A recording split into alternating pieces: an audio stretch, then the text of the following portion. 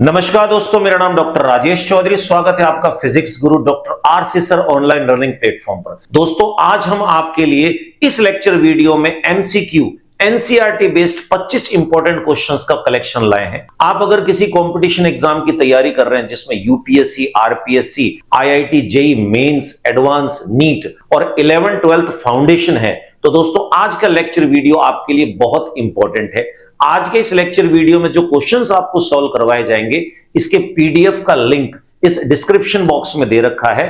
और दोस्तों, हाँ, अगर आपने हमारा टेलीग्राम चैनल ज्वाइन नहीं किया है तो आज के इस लेक्चर वीडियो के डिस्क्रिप्शन बॉक्स में टेलीग्राम चैनल का लिंक दे रखा है, जिसमें आपको फोर्थ कमिंग ऑनकमिंग वीडियोस जो हैं उनके लिंक जो है आपको नोटिफिकेशन की सहायता से भेजे जा सकते हैं। तो दोस्तों, स्टार्ट करते हैं आज का lecture video. Question number first आपके सामने देखिए। क्वेश्चन नंबर फर्स्ट में दे रखा है, यदि सदिश ए और बी इस प्रकार हैं कि a plus b is equals to a equals to b, यानी a प्लस बी का जो मॉड है वो a के मॉड के बराबर है और b के मॉड के इक्वल्स टू है, तो आपको बताना है कि a माइनस बी का जो मॉड है वो किसके इक्वल होगा। दोस्तों, आप लोगों को पता है कि सदिश का ये बेसिक क्वेश्चन है। दो चीजें हैं, एक तो डाटा गिवन दे रखा है और एक डाटा आप लोगों को निकालना है। आप लोगों को मैं ऑलरेडी वेक्टर्स में बता चुका हूं कि जब कभी भी मॉड फ्री करना हो तो उसका एक ही तरीका है कि अगर मैं दोनों साइड स्क्वायर कर देता हूं, वर्ग करता हूं, तो ये मॉड फ्री हो जाएगा। तो पहले जो डाटा मेरे को दे रखा मैं उसको यूज करूंगा, यानी a प्लस बी का mod is equals to a mod. ये हमारे पास, आप चाहो तो यहां b ले सकते हो इसमें। तो सबसे पहला काम क्या करूंगा, मैं मॉड को फ्री करूंगा। मॉड फ्री करने के लिए क्या करते हैं, दोनों साइड स्क्वायर करते हैं, तो हम कहेंगे इसमें squaring both side, squaring both side. अगर दोनों साइड में स्क्वायर करूं तो स्क्वायर करने का तरीका मैंने आपको पैटर्न बताया था कि a plus b dot a plus b, क्योंकि स्क्वायर जो होता है वो डॉट प्रोडक्ट से होगा, इक्वल्स टू आपके पास में है a डॉट a।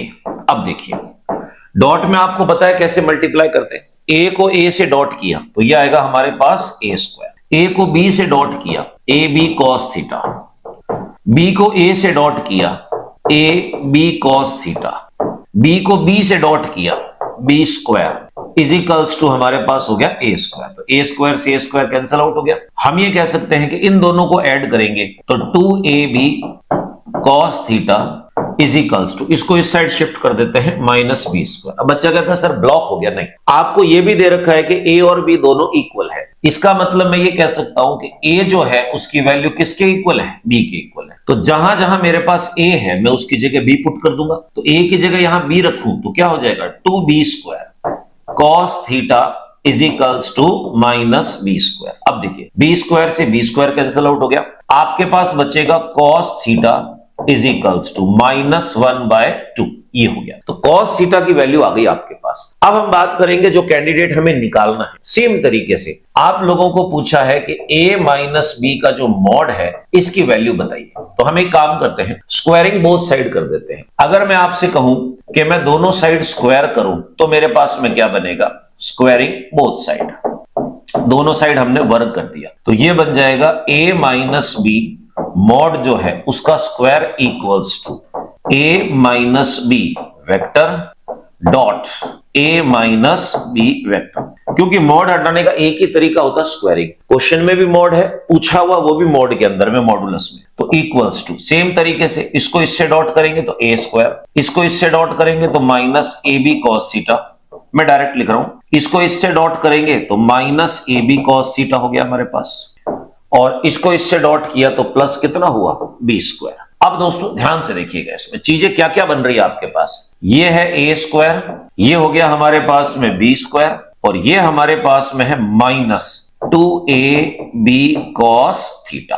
अब देखिए, cos थीटा की वैल्यू आपके पास ऑलरेडी है -1/2, तो हम इसको इक्वल्स टू में ऐसे लिख सकते हैं, a square plus b square minus 2ab, और ये हो जाएगा -1/2। 2 से 2 कैंसिल आउट हो गया, माइनस से माइनस कट गया, तो आपके पास में बचा है a square plus B square plus करके ये हो गया हमारे पास में ab। अब देखिए, ऑलरेडी हमें पता है कि a और b की वैल्यू सेम है, तो मैं चाहूं तो b की जगह a रख दूं या a की जगह b रख दूं, आपकी मर्जी है। तो मैंने b की जगह a रख दिया तो क्या बन जाएगा, a square plus a square, और ये हमारे पास में जो है चीज, देखिए ध्यान से, ये आपके पास में कितना हो गया, ये भी हो गया आपके पास a स्क्वायर। कारण क्या है कि ऑप्शन में a की फॉर्म में पूछा है, तो मैं b को यूज करने की बजाय a को यूज करूंगा, तो ये मेरे पास आ जाएगा 3a स्क्वायर। अब देखिए यहां लिखा हुआ था a माइनस बी का होल स्क्वायर, लेफ्ट साइड में हमारे पास क्या चल रहा था, a माइनस बी वेक्टर का whole square equals to, right side में आया हमारे पास में 3 और इसको मैंने लिख दिया है a स्क्वायर। अब a स्क्वायर देखो, इसको ऐसे लिख सकते हैं, ध्यान से देखना,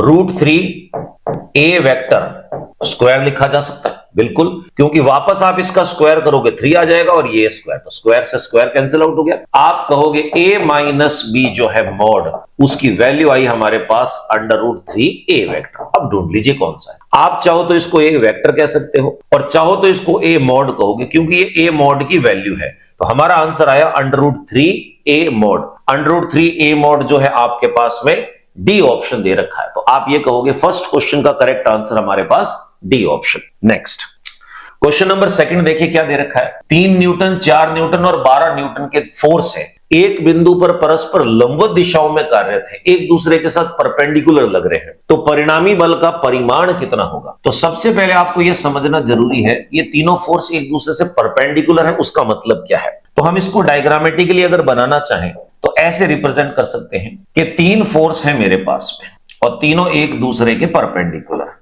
ये आपके पास ओरिजिन हो गया। मान लो 3 न्यूटन को मैं एक्स एक्सिस में मान लेता हूं, तो मैं ये कह सकता हूं कि F1 is equals to 3i cap हो गया मेरे पास। 4 न्यूटन को मैं y एक्सिस में मान लेता हूं, तो F2 is equals to vector form में, ये मेरे पास हो गया 4j कैप। और 12 न्यूटन जो है वो z एक्सिस में है, तो मैं ये कह सकता हूं कि F3 जो मेरे पास में है वो आ जाएगा आपके पास में 12k कैप। क्लियर। अब आपको पता है कि तीनों डिफरेंट है i j k, तो ऐड नहीं हो सकते। अब ये पूछ रहा है इन तीनों का टोटल फोर्स कितना होगा, तो F equals to F1 plus F2 plus F3, तीनों को मैं ऐड करूं तो क्या बन जाएगा आपके पास में 3i cap plus 4j cap plus 12k cap. ये टोटल फोर्स आ गई उस बॉडी पे जो लग रही है। आपसे पूछ रहा है कि ये जो रिजल्टेंट निकाला है परिणामी, इसका परिमाण कितना होगा, मैग्नीट्यूड कितना होगा। तो ऐसे निकाल सकते हैं परिमाण इक्वल्स टू, अब देखिए रूट बनाया हमने, i के पास जो कंपोनेंट है उसका स्क्वायर, j के पास जो कंपोनेंट है उसका स्क्वायर और k के पास जो कंपोनेंट है उसका स्क्वायर, तो क्या बन जाएगा √9 प्लस 16 प्लस 144, इनको टोटल करोगे 169 आएगा और 169 का रिजल्टेंट होगा 13 न्यूटन। तो आप कहोगे ये जो 3 फोर्सेस हमारे पास में है जो परपेंडिकुलर काम कर रही है एक दूसरे के साथ, इसका जो रिजल्टेंट है उसका मैग्नीट्यूड 13 न्यूटन आएगा हमारे पास में, यानी बी ऑप्शन। सेकंड क्वेश्चन का correct answer b option. Next question number third देखिए, क्वेश्चन नंबर थर्ड में क्या कह रखा है, ए वेक्टर की वैल्यू हमारे पास में 2i प्लस 3j, आपसे पूछ रहा y एक्सिस के साथ में कितना एंगल बनेगा। तो दोस्तों आप लोगों को पता है कि जब दो वेक्टर्स के बीच में मुझे एंगल निकालना हो तो एक तरीका आता है हमारे पास में cos theta is equals to a dot b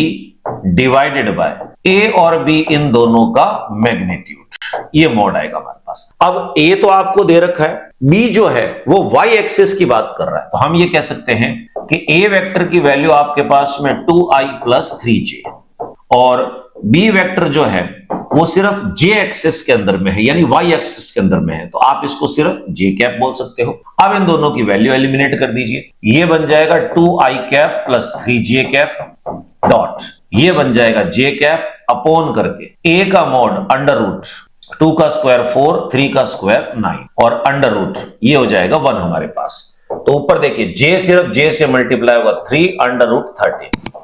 अब cos थीटा की वैल्यू आई हमारे पास में 3 अपॉन अंडर रूट 13। तो आप कहोगे सर cos में तो हमारा आंसर बैठा नहीं, इसका मतलब या तो tan में निकालना पड़ेगा या sin में निकालना पड़ेगा। आप लोगों को पता है, मैं रफ में अलग से कर रहा हूं, cos theta is equals to base upon hypotenuse होता है, आधार बटे कर्ण होता है, और आपको दे रखा है कि 3 अपॉन अंडर रूट 13। इसका मतलब बेस जो है वो हमारे पास 3 है, हाइपोटेन्यूज कर्ण जो है वो अंडर रूट 13 है। लंब निकालेंगे perpendicular, perpendicular is equals to कैसे निकलता है, रूट में हाइपोटेन्यूज स्क्वायर कर्ण का स्क्वायर माइनस बेस स्क्वायर यानी आधार का स्क्वायर, तो हाइपोटेन्यूज का स्क्वायर 13 माइनस बेस का स्क्वायर 9, तो ये आपके पास आएगा √4 और बाहर निकलेगा तो आएगा 2। तो परपेंडिकुलर की वैल्यू 2 आ गई। अब देखिए b है आपके पास, h है आपके पास, p है। अब tan में और sin में दोनों में चेक करके देख लेंगे। sin थीटा अगर मैं निकालना चाहूं तो इज इक्वल्स टू होता है परपेंडिकुलर अपॉन हाइपोटेन्यूज।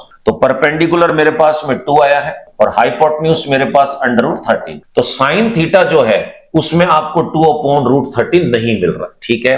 अब हम बात करते हैं tan थीटा की। tan theta is equals to होता है परपेंडिकुलर अपॉन बेस। परपेंडिकुलर 2 आपके पास और बेस देखिए 3 दे रखा आपको यहां पर 3। तो हम ये कह सकते हैं कि theta is equals to tan को यहां शिफ्ट करो, tan इनवर्स 2/3। ये आपके पास आंसर। तो tan इनवर्स 2/3 जो है वो आपका मैच कर रहा है बी ऑप्शन में, यानी थर्ड क्वेश्चन का करेक्ट आंसर हमारे पास बी ऑप्शन होगा। नेक्स्ट क्वेश्चन नंबर 4 देखिए, आपको दे रखा है कि a प्लस बी और a माइनस बी के परिणामी यानी इन दोनों का रिजल्टेंट a के साथ में कितने डिग्री का कोण बनाता है। तो सबसे पहले देखिए आप लोगों को ये जो पहले दो वेक्टर्स दे रखे हैं इन दोनों का रिजल्टेंट निकालना पड़ेगा। तो हम कहेंगे रिजल्टेंट जो r मान लेता हूं मैं इसमें, रिजल्टेंट जो है, रिजल्टेंट जिसको परिणामी कहते हो, कैसे निकलेगा?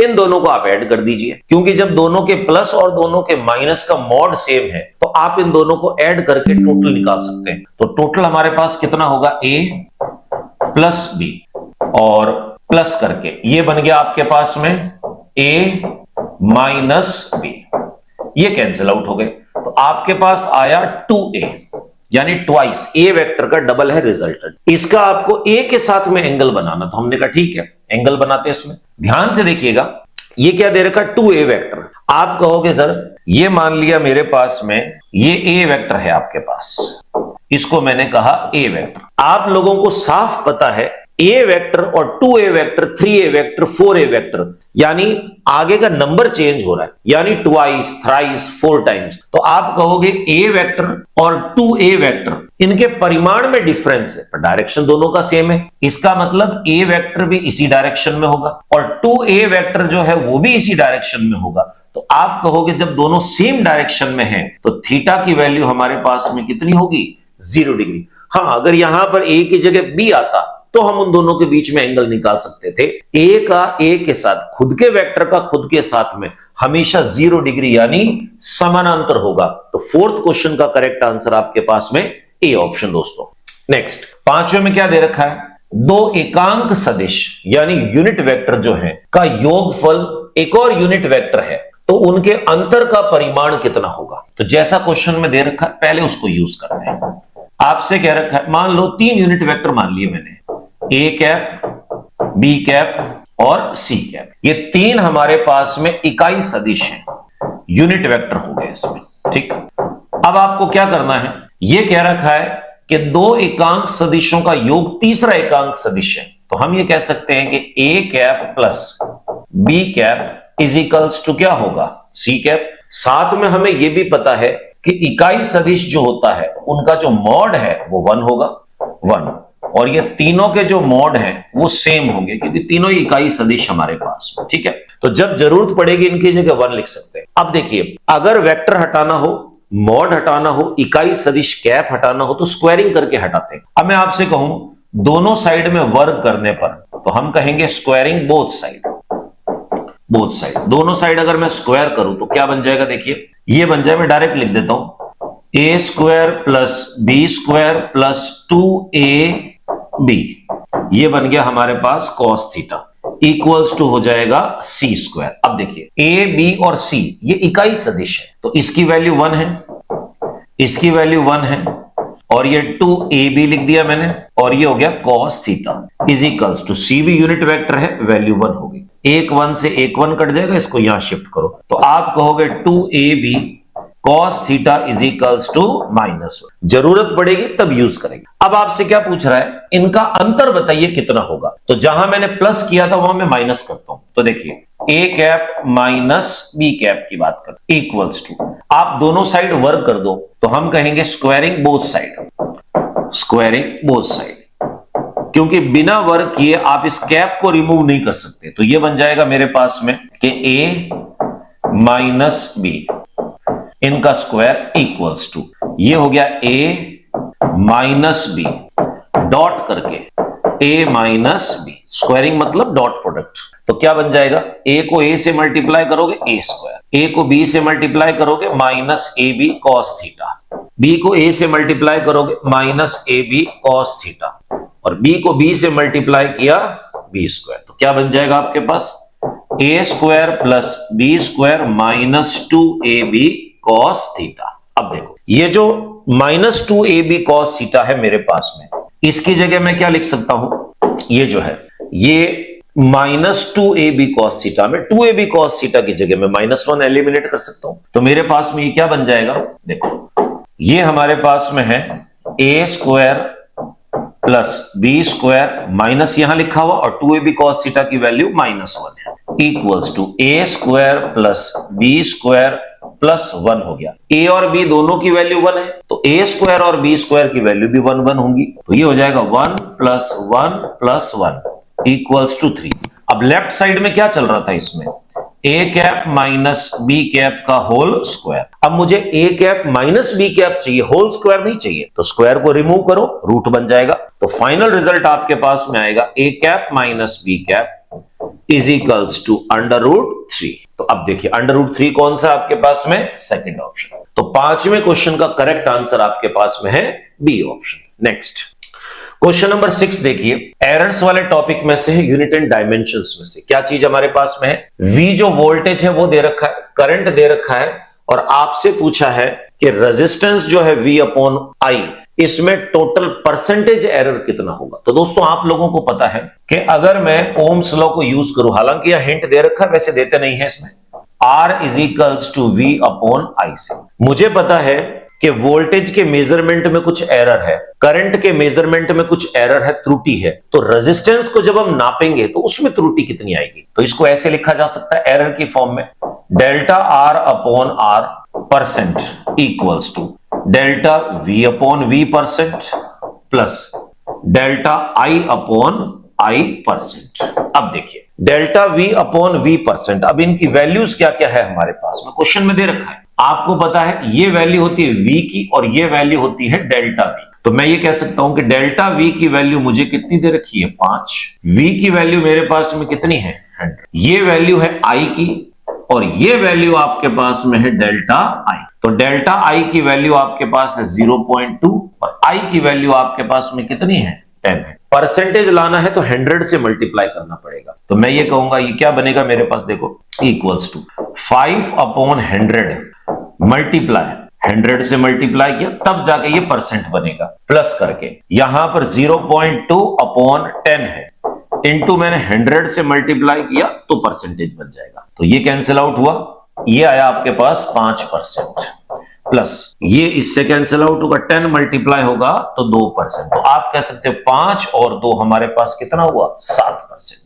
तो रेजिस्टेंस में टोटल एरर जो आएगा वो 7% आएगा, यानी 6 क्वेश्चन का हमारा जो करेक्ट आंसर है वो बी ऑप्शन हुआ। नेक्स्ट क्वेश्चन नंबर 7वां, बिल्कुल बेसिक क्वेश्चन है, थोड़ा सा IQ लेवल को टच करता है। वो आपने देखा होगा तीनों ऑप्शन के अंदर में प्लस माइनस का ही डिफरेंस है। आपसे ये कह रहा है कि एक राशि x है, उसका डायमेंशन फॉर्मूला ये दे रखा है, m, l और t के मापन में अल्फा, बीटा और गामा इतने परसेंटेज का एरर है, तो x के मेजरमेंट में परसेंटेज एरर कितना होगा। तो देखिए, तो जो क्वेश्चन में x की वैल्यू दे रखी है पहले उसको लिख लेते हैं, x equals to m to the power a, L to the power B और T टू द पावर हो गया C। अब इसको परसेंटेज में लिखें तो हम ऐसे लिख सकते हैं, देखिए delta x upon x is equals to, ये आगे आ जाएगा A और delta m upon m plus B delta L upon L plus C delta T upon T। अब देखो ध्यान से, यहां आपको क्वेश्चन में क्या दे रखा है, ये जो डेल्टा m अपॉन m है इसका परसेंटेज एरर हो गया अल्फा, तो ये आपको दे रखा alpha percent. Delta L upon L, length में एरर दे रखा है बीटा परसेंट आपको, और T जो टाइम है इसमें जो एरर दे रखा है वो आपके पास में है गामा परसेंट। वैल्यू पुट कर देते हैं तो हमारे पास में फाइनल रिजल्ट क्या बनेगा, इसमें इक्वल्स टू, यही लिख देता हूं, A alpha percent plus B beta percent plus C gamma percent. अब देखिए, एग्जामिनर आपसे इस क्वेश्चन के माध्यम से यह पता करना चाह रहा था कि बच्चा कहां प्लस लगाता है, कहां माइनस लगाता है, किस हिसाब से। तो आप कहोगे A अल्फा भी प्लस में है, B बीटा भी प्लस में है, C गामा भी प्लस में है। तो ये हमारे पास फर्स्ट ऑप्शन आंसर। मान लो यहां पर माइनस B भी दिया होता तो भी आंसर आपका प्लस में ही आता। कारण क्या है? क्योंकि एरर जो है वो कभी भी माइनस नहीं किया जा सकता, वो ऑलवेज ऐड होता है। तो सातवें का correct answer A option. Next, आठवां क्वेश्चन क्या कह रखा है? एक एक्सपेरिमेंट में ए, बी और सी इन तीनों के मेजरमेंट को इस रिलेशन से बताया जाता है। तो पहले तो मैं रिलेशन लिख लेता हूं आपके सामने। तो रिलेशन क्या है?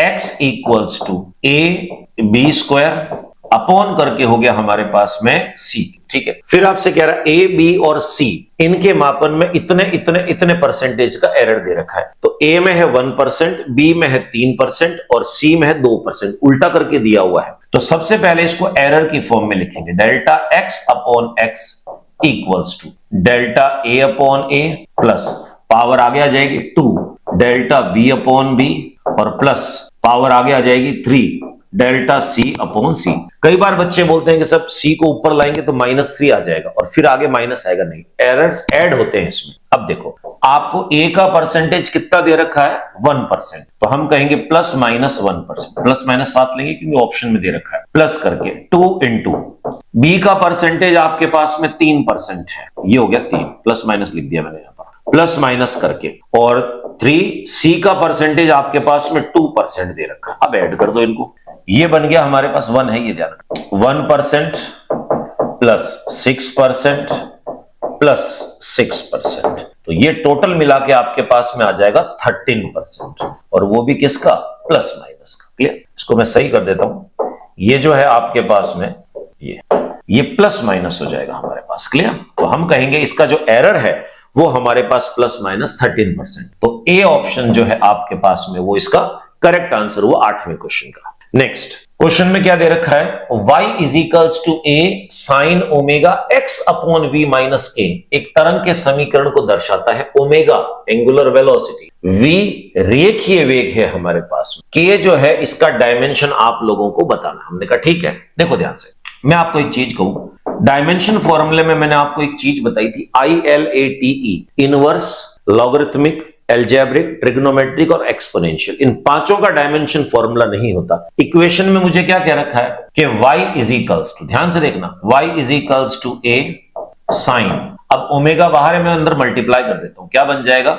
x upon v omega minus k omega. आपको पता है कि जो भी हमारे पास में फंक्शन होगा, जैसे मैंने आपसे कहा कि ये हमारे पास में फंक्शन दे रखा है, ये वाला, ये वैल्यू देखिए, ये क्या है? साइन थीटा के अंदर की वैल्यू है। हमें पता है कि ट्रिग्नोमेट्रिक जो फंक्शन होते हैं वो डायमेंशनलेस होते हैं, कोई उनकी विमा नहीं होती। तो इसका मतलब ये जो अंदर नंबर लिखा हुआ है ये हमारे पास में यूनिटलेस होगा, यूनिटलेस होगा, विमाहीन होगा। ठीक है, दूसरा डायमेंशन फॉर्मूला का फंडा है, वही दो चीजें प्लस या माइनस हो सकती हैं जिनके डायमेंशन फॉर्मूले आपस में क्या होंगे? सेम होंगे। अब देखो यहां पर क्या दे रखा है कि एक तो ये नंबर और एक ये नंबर, ये दोनों आपस में माइनस हो रहे हैं। इसका मतलब ये है कि इन दोनों के डायमेंशन फॉर्मूला सेम होने चाहिए। तो हमने कहा x upon v omega is equals to, ये हो गया हमारे पास में k ओमेगा, मतलब इन दोनों के डायमेंशन फॉर्मूला सेम होंगे तभी ये प्लस माइनस हो सकता है। ये कैंसिल आउट हो गया। k का डायमेंशन फॉर्मूला निकालना है, तो देखिए k इज इक्वल्स टू हुआ x अपॉन v। x आपके पास में क्या है? विस्थापन है, दूरी है, तो इसका डायमेंशन फॉर्मूला हो गया L1। ठीक है, v आपके पास में वेग है, वेलोसिटी, तो L1 t माइनस 1। तो देखो L1 से L1 कैंसिल आउट, ये बन जाएगा आपके पास T1। तो आप कहोगे k जो है उसका डायमेंशन फॉर्मूला टाइम के इक्वल है, तो टाइम के इक्वल देखिए आपको साफ दिख रहा है, बी ऑप्शन T1 दे रखा है हमें। तो 9th क्वेश्चन का करेक्ट आंसर हमारे पास बी ऑप्शन है।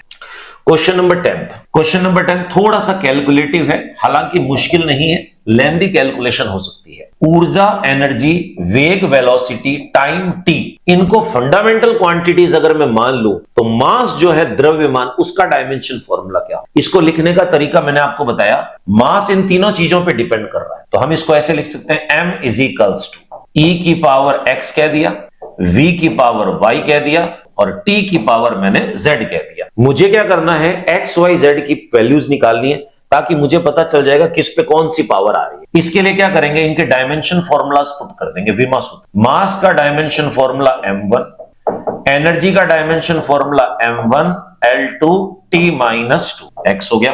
वेलोसिटी का dimension formula L1 T minus 1 y हो गया।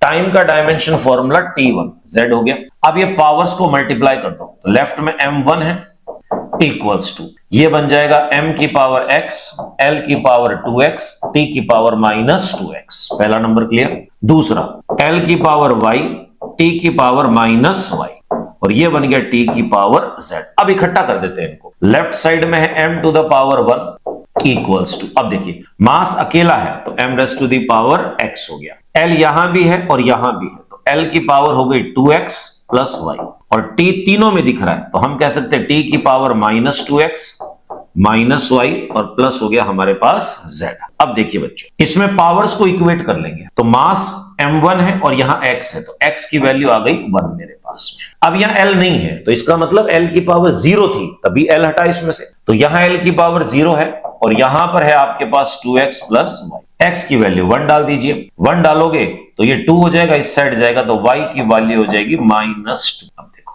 z की वैल्यू निकालने के लिए t को यूज करेंगे, तो minus 2x minus y plus z is equals to, यहां पर t नहीं है, इसका मतलब t टू द पावर 0 है, तो इक्वल्स टू 0 हो गया। x की वैल्यू कितनी है 1 है, तो पहला नंबर माइनस 2, y की वैल्यू माइनस 2 है तो ऑलरेडी माइनस है तो प्लस 2 हो गया हमारे पास में, प्लस करके z इज इक्वल्स टू 0, तो कैंसिल आउट और z की वैल्यू हो गई 0। तो अब देखो x y z की वैल्यू अगर मैं यहां डाल दूं तो मेरे पास में फाइनल रिजल्ट क्या बनेगा, m is equals to e की पावर x थी तो x की वैल्यू कितनी है 1, v जो है उसकी पावर y थी तो माइनस 2, और तीसरा t जो है उसकी पावर z थी यानी 0। e की पावर 1, v की पावर माइनस 2 और t की पावर 0 कौन सा, इसमें t 0 नहीं है, इसमें t 0 है, 1 माइनस 2 ये हो सकता है 1 प्लस 2 है, तो यानी सी ऑप्शन जो है वो 10वें क्वेश्चन का हमारा करेक्ट आंसर हुआ। नेक्स्ट क्वेश्चन नंबर 11वां देखिए, बहुत इंपॉर्टेंट है और मैं कई बार आपको बता चुका हूं, ऐसे क्वेश्चंस थ्योरेटिकल क्वेश्चंस में पूछे जाते हैं। क्या एक स्टूडेंट किसी भौतिक तुला से यानी फिजिकल बैलेंस जो है जिससे हम द्रव्यमान नापते हैं, दोषपूर्ण भारों के समुच्चय का उपयोग करके एक वस्तु के द्रव्यमान को ज्ञात करता है, मास निकालता है फिजिकल बैलेंस से, पाठ्यांकों की संख्या किसको कम करती है, यानी नंबर ऑफ ऑब्जर्वेशंस वो ज्यादा करे तो कौन सा एरर मिनिमाइज हो सकता है, कौन सी त्रुटि कम हो सकती है, आपको क्लियर बता रखा है। रैंडम एरर एक ऐसा एरर है, यानी यादृच्छिक त्रुटि एक ऐसी त्रुटि है जिसके कारणों का हमें पता नहीं होता, इसको हटा नहीं सकते पर कम कर सकते हैं। कम कैसे कर सकते हैं, नंबर ऑफ ऑब्जर्वेशंस आप बढ़ाते जाओ, प्रेक्षणों की संख्या बढ़ाते जाओ, रैंडम एरर जो है वो रिड्यूस होगा। तो 11वें का करेक्ट आंसर हमारे पास ए ऑप्शन है। नेक्स्ट 12वां, बड़ा अच्छा क्वेश्चन है, इंटरेस्टिंग क्वेश्चन है, माइंड फ्रेश करने वाला क्वेश्चन है। देखिए क्या दे रखा है कि एक शराबी एक सीधी सड़क पर चल रहा है, 5 कदम आगे चलता है, 3 कदम पीछे लुढ़कता है, फिर 5 कदम आगे चलता है, 3 कदम पीछे चलता है, ये प्रोसेस लगातार चलता है। एक कदम जो चल रहा है वो 1 मीटर लंबा है और एक कदम चलने में 1 सेकंड का समय लगता है। तो स्टार्टिंग पॉइंट से 11 मीटर की दूरी पर एक खड्डा है, तो बताइए इस खड्डे में वो कितने समय बाद गिर जाएगा। थोड़ा सा डायग्रामेटिकली अगर मैं इसको रिप्रेजेंट करूं तो मैं कह सकता हूं यहां से एक व्यक्ति ऐसे चलना स्टार्ट होता है, यहां पर हम किसी खड्डे को बना देते ऐसे, ये पिट बना दिया हमने इसमें इस प्रकार से, ये आपके पास में कोई भी खड्डा है, 13 मीटर की दूरी पर खड्डा है और यहां से चलना स्टार्ट होता है, तो बीच में डॉट डॉट बना दो, ये पाथ है, रास्ता है जिसपे वो चल रहा है। ठीक, यहां ए पॉइंट से चलना स्टार्ट करता है। तो देखिए मैथमेटिक्स की कैलकुलेशन लगानी है, क्या करेगा, 5 मीटर आगे चलेगा, 5 मीटर आगे चला, मैं रेड कलर से लिख रहा हूं 5 मीटर आगे चला, 3 मीटर पीछे आ गया, तो मैं ब्लू कलर से लिख रहा हूं 3 मीटर पीछे आ गया वापस, ये 3 मीटर हो गया। अब विस्थापन कितना हुआ, ब्लैक कलर से लिख रहा हूं मैं, 5 कदम आगे गया, 3 कदम पीछे आ गया, तो ये डिस्प्लेसमेंट हुआ इसमें हमारे, यानी 2 मीटर विस्थापन हुआ। तो आप कहोगे कि एक बार में 5 कदम आगे गया, 3 कदम पीछे आया, यानी 5 और 3 8 सेकंड लिए उसने, 8 सेकंड के अंदर में वो 2 मीटर चला। तो हम ये कह सकते हैं, यहां लिख देता हूं, देखो हम ये कह सकते हैं कि 2 मीटर चलने में जो समय लिया है वो कितना हुआ, 8 सेकंड का। ठीक है, फिर वापस यही प्रोसेस अपनाएगा, 5 कदम आगे चलेगा और 3 कदम पीछे। तो वापस इसमें डिस्प्लेसमेंट कितना होगा, 2 मीटर का होगा। तो यानी आप कहोगे वापस ये इस प्रकार से यहां चलेगा, क्योंकि देखिए 2 में 5 जोड़ोगे 7, 7 में 3 घटाओगे वापस 4। तो मैं डायरेक्ट लिख रहा हूं, ये आदमी अब यहां पहुंच जाएगा, यहां इस जगह पे। तो इसको आप कह सकते हो यहां पर। अब फिर 2 मीटर चला, यानी वापस कितना, 5 कदम आगे 3 कदम पीछे 8। तो अगले 2 मीटर चलने में वापस इसको कितने लगे, 8 सेकंड लगे। तो आप कहोगे कि 4 मीटर चल चुका है और 16 सेकंड ले चुका है। ठीक है, फिर हम बात करते हैं उसके बाद में, फिर वो 5 कदम आगे चलेगा, तो 4 में 5 जोड़ दोगे तो 9, और फिर 3 कदम पीछे आ गया तो वापस 6। तो आप ये कह सकते हो कि फिर अगले 2 मीटर जो है, 2 मीटर ये चलने में वापस 8 सेकंड का समय लगा। तो हम ये कह सकते हैं फिर अगले 2 मीटर चलने में 8 सेकंड का समय लगेगा।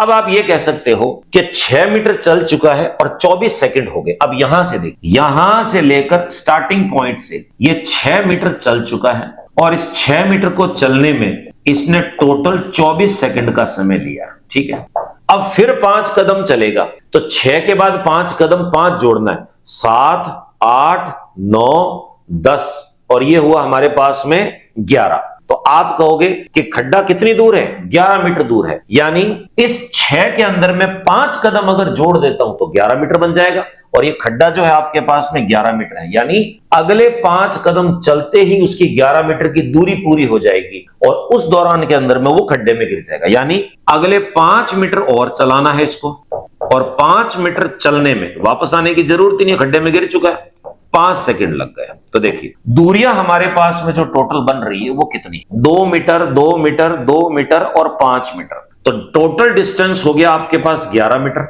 11 मीटर दूरी खड्डा था, और इसको टोटल टाइम कितना लगा, 8 को 3 बार किया 24, और 24 के अंदर में 5 जोड़ दिया, यानी 29 सेकंड। यानी 11 कदम चलने में उसको 29 सेकंड का समय लगा, और कुछ समय के बाद में वो क्या होगा, उसी खड्डे में गिरेगा जो उसके स्टार्टिंग पॉइंट से लगभग 11 मीटर की दूरी पर था। तो 29 सेकंड हमारे पास में ए ऑप्शन जो है वो 12वें का करेक्ट आंसर है। आप चाहो तो इसको ग्राफिकल फॉर्म में कर सकते हो। क्वेश्चन नंबर 13 देखिए, बड़ा इंपॉर्टेंट क्वेश्चन है। क्या कह रखा है, एक वस्तु h मीटर ऊंची मीनार से मुक्त रूप से गिराई जाती है। मैं डायग्राम साथ साथ बनाता हूं आपके। ये मान लो कोई भी हमने एक मीनार बना दी ऐसे, यहां से t बराबर 0 सेकंड पर, और इस मीनार की जो हाइट हमारे पास में है वो हाइट h दे रखी है। तो आप कहोगे यहां से लेकर यहां तक ये h हाइट हो गई इसमें। ठीक है, ओके। अब यहां से यहां तक नीचे आने में इसको समय कितना लग रहा है, t समय लग। तो हम एक काम करते हैं, इसको नोट डाउन कर लेते हैं कितना होगा। तो कैलकुलेशन आप कहोगे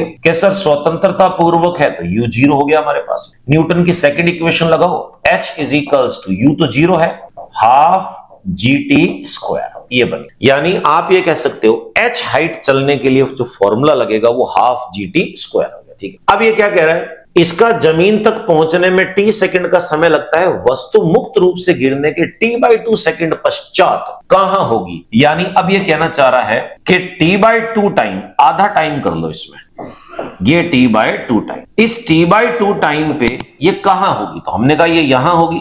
ऊपर से पूछेगा तो डायरेक्ट आंसर आ जाएगा, नीचे से पूछेगा तो इस पूरे में से इसको माइनस करना पड़ेगा। तो t/2 टाइम पे इसने डिस्टेंस कितना कवर किया, तो मैं h डैश मान लेता हूं। न्यूटन की सेकंड इक्वेशन, क्योंकि u तो अभी भी 0 है, s equals to ut plus half gt square. तो u 0 हो जाएगा तो ये बनेगा हाफ g, और t की जगह हो गया हमारे पास में t/2 का स्क्वायर। तो h dash is equals to ये बनेगा half g t square upon 2। अब मेरे प्यारे बच्चों ध्यान से देखिएगा, यहां पर जो हमारे पास में ये लिखा हुआ हाफ gt स्क्वायर, ये हाफ gt स्क्वायर की वैल्यू कितनी है, h आपके पास। तो आप इसको क्या लिख सकते, ये 4 आ जाएगा। देखो यहां मैंने 2 लिख दिया, 4 आएगा ये स्क्वायर करके। तो आप कहोगे h dash is equals to h by कितना हुआ, 4 हुआ। अब h बाय 4 कहां से है, ऊपर से है, यहां से लेकर यहां तक की जो डिस्टेंस है वो h बाय 4 है। अब नीचे वाला जो भाग है वो कितना है, h में से h बाय 4 गया तो ये बन जाएगा 3h बाय 4। अब देखते हैं ऑप्शन पे क्या मांग रहे हैं। सतह से h/2, तो सतह से h/2 नहीं 3h/4 है, तो पहला गलत। सतह से h/4 ऊंचाई पर है, सतह से h/4 नहीं है 3h/4। सतह से 3h/4 ऊंचाई पर, ये बिल्कुल सही है, सतह से 3h/4 हाइट। सतह से h/6 हाइट पे नहीं, तो सी ऑप्शन जो है हमारा ये करेक्ट आंसर। कई बार बच्चा क्या करता है, गलती करता है कि t टाइम में पूरा डिस्टेंस है तो t/2 टाइम में आधा किया होगा, नहीं, यहां पर क्या लिखा हुआ स्क्वायर, तो ये t²/4 होगा, यानी ऊपर से 1/4 1/4, नीचे से 3/4 यानी 3/4। तो 13 क्वेश्चन का करेक्ट आंसर हमारे पास सी ऑप्शन हुआ। क्वेश्चन नंबर 14 को ध्यान से देखिएगा। एक व्यक्ति पूर्व पश्चिम के अनुदिश स्थित गली में चलता है। कोई भी एक ऐसी स्ट्रीट है जो ईस्ट वेस्ट जो है उसकी रास्ते पे चढ़नी हुई, ठीक है। घर से उसके विस्थापन का ग्राफ, यानी ये ग्राफ आपको दे रखा है, ये आपके पास में है x और ये हो गया आपके पास t। 18, 19, 20, 21 सेकंड ऐसा कुछ टाइमिंग दे रखा है, ठीक है। ये पूछ रहा है कि चित्र में समय अंतराल के लिए औसत वेग कितना होगा।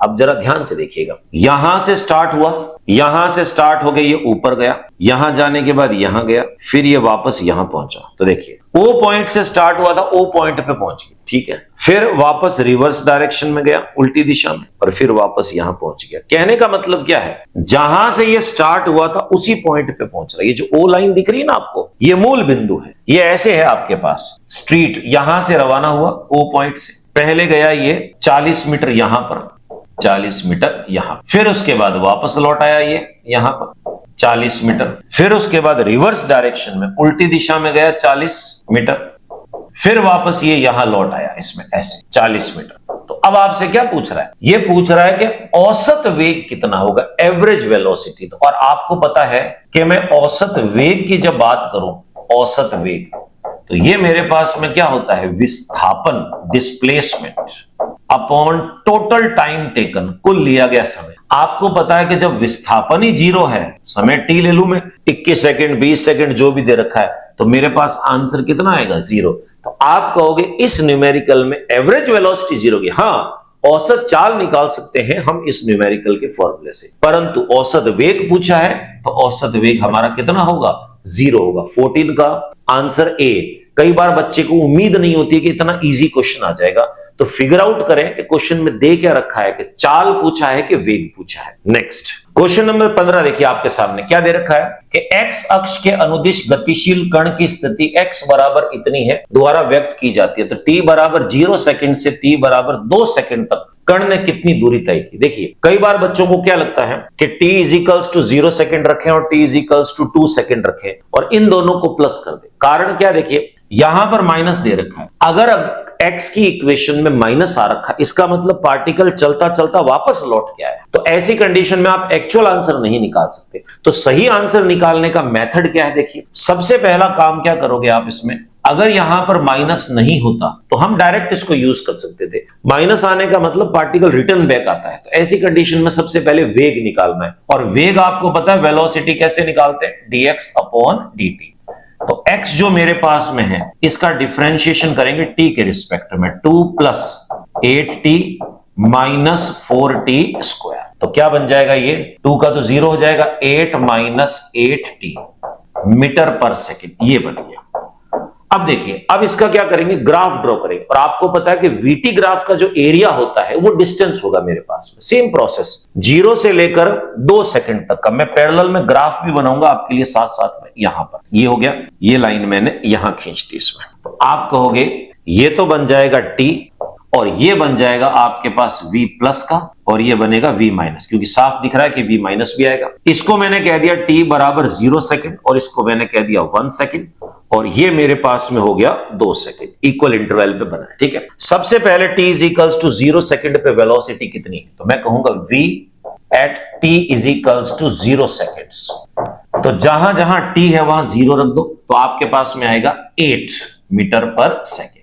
तो हम ये कह सकते हैं t इज इक्वल्स टू 0 पे इसकी वैल्यू 8 थी हमारे पास में। तो देखो ये जो है ना आपके पास यहां से लेकर यहां तक 8 बन जाएगा, क्लियर। उसके बाद में t is equals to 1 second, v निकालना है आपको t is equals to 1 second में। तो अब क्या करोगे, t की जगह 1 रख दो यहां पर, तो 8 माइनस 8 0। देखो इसी वजह से हमने इस मेथड को एडॉप्ट किया। कारण क्या है, ये रिवर्स चल रहा है इसमें, तो 1 पे हमारे पास में वेलोसिटी 0 हो गई। अब 2 सेकंड की बात करते हैं हम इसमें, v निकालना है at t is equals to 2 seconds पे। तो क्या बन जाएगा, देखो यहां पर 2 रखो इसमें, तो 8 minus 16 it will be -8 metre per second. अब देखो ग्राफ बिल्कुल नेगेटिव में पहुंच गया हमारे पास। यहां मान लेते हैं हम इसको, यहां से लेकर यहां तक ये -8 है, तो ये ग्राफ इसको टच करेगा इस जगह पे, इस पॉइंट को। तो अब हम एक स्ट्रेट लाइन ड्रॉ करेंगे यहां पर ऐसे। ये ग्राफ ऐसे बना हमारे पास, थोड़ा सा 19-20 जो है, कारण क्या होता, प्रॉपर स्केल मैच नहीं हो पाता, ये चीज है। ये ग्राफ है। अब आपको पता है कि डिस्प्लेसमेंट होता तो हमारे पास 0 बनता है इसमें। अब आपसे पूछ रहा है कि दूरी बताइए, तो क्या करोगे, इसका एरिया निकाल लेंगे, इसका एरिया निकाल लेंगे और दोनों को ऐड कर देंगे। ट्राइंगल का एरिया 1/2 आधार इंटू ऊंचाई, बेस इंटू हाइट, तो बेस तो 1 है और हाइट आपके पास में 8 हो गई, तो कट जाएगा 4, यानी ये हो गया 4 मीटर। तो ऊपर वाला भाग 4 मीटर। नीचे वाले की बात करें, हाफ बेस इंटू हाइट, तो बेस 1 हुआ हमारे पास, हाइट नीचे है क्योंकि दूरी में माइनस को भी प्लस एडॉप्ट कर लिया जाता है, तो क्या बन जाएगा ये 8। तो ये भी आया आपके पास 4, यानी 4 मीटर। तो देखिए टोटल डिस्टेंस निकालना था मुझे, कुल दूरी, तो मैं ये कह सकता हूं कि कुल दूरी जो मेरे पास में, इन दोनों के एरिया को प्लस कर देंगे, 4 मीटर और 4 मीटर प्लस करें तो ये आपके पास में आ जाएगा 8। तो 8 मीटर यानी 15वें का बी ऑप्शन करेक्ट आंसर। आप डायरेक्ट निकालते तो कभी भी आपका आंसर नहीं आएगा इस चीज में। Clear? Next question, question number 16 देखिए, इसमें क्या दे रखा है, t is equals to 0 time पर x इक्वल्स टू 0 की पोजीशन दे रखी है, यानी t is equals to 0 time पे पार्टिकल अपनी ओरिजिन पे था, x इक्वल्स टू 0 पे। उसके बाद कह रहा है कि कण धनात्मक x दिशा में, पॉजिटिव x एक्सिस में चलता है, वेलोसिटी के साथ में रिलेशन दे रखा है α√x। तो आपसे पूछा है कण का जो वेग है, वेलोसिटी, उसका टाइम के साथ में क्या रिलेशन होगा। वेग का x के साथ रिलेशन दे रखा है, हमें टाइम के साथ रिलेशन निकालना। ठीक है, अब देखिए आपको यहां क्या दे रखा है, v is equals to α√x।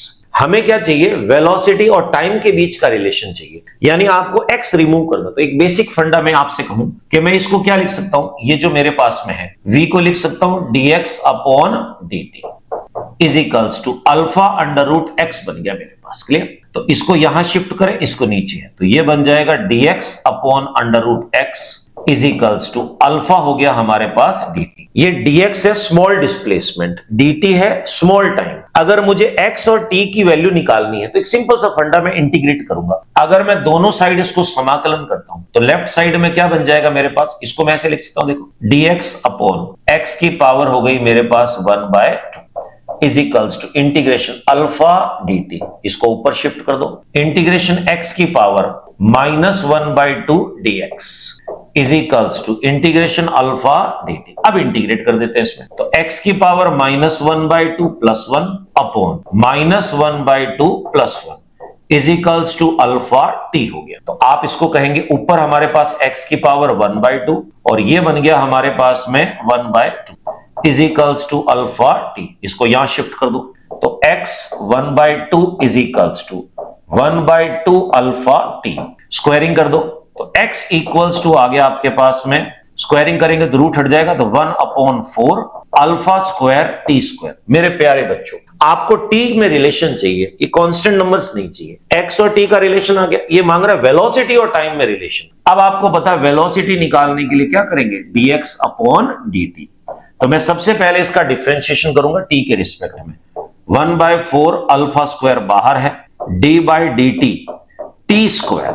अब कितना बन जाएगा, 1/4 अल्फा स्क्वायर, ये बन गया 2t, कैंसिल आउट हो गया आपके पास। तो आपके पास बनेगा ये alpha square upon 2 into T. तो मुझे अल्फा स्क्वायर अपॉन 2 नहीं चाहिए, सिर्फ t चाहिए, तो मैं कहूंगा v डायरेक्टली प्रोपोर्शनल क्या हुआ, t हुआ। ये रिलेशन बना हमारे पास, तो v डायरेक्टली प्रोपोर्शनल t कौन सा है, ए ऑप्शन। तो देखिए बड़ा लेंथी क्वेश्चन था, मैं आपको फिर बता दूं, वेलोसिटी का x के साथ रिलेशन दे रखा था, तो सबसे पहले हम क्या करेंगे, x का एक रिलेशन बनाएंगे, क्योंकि हमें पता है कि x का डिफरेंशिएशन करके हम उसको वेलोसिटी में कन्वर्ट कर सकते हैं। 16वें क्वेश्चन का करेक्ट आंसर हमारे पास ए ऑप्शन। 17th क्वेश्चन देखिए, बड़ा सिंपल क्वेश्चन है।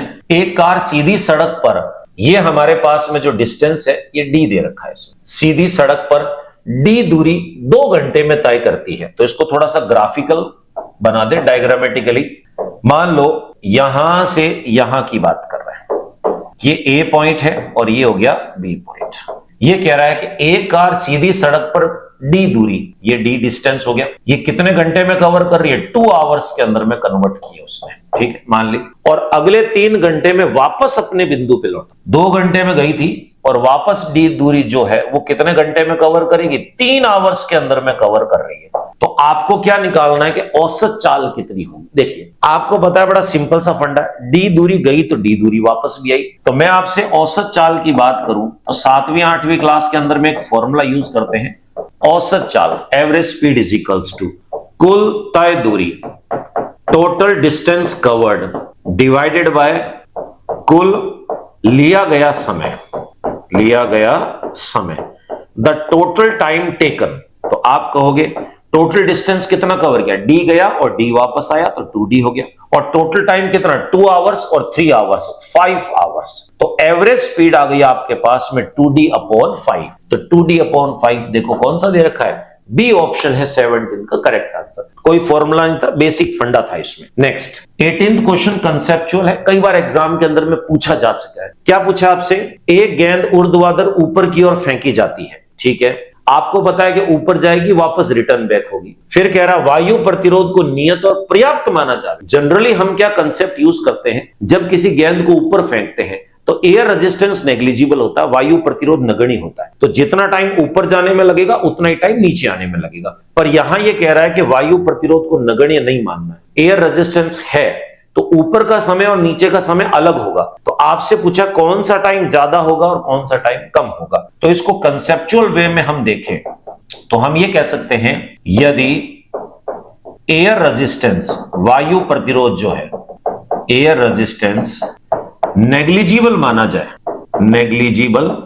जाए, वायु प्रतिरोध नगण्य माना जाए, तो जितना टाइम ऊपर जाने में लगेगा उतना ही टाइम इसको नीचे आने में लगेगा, और इसका फॉर्मूला होता है U/G। क्लियर।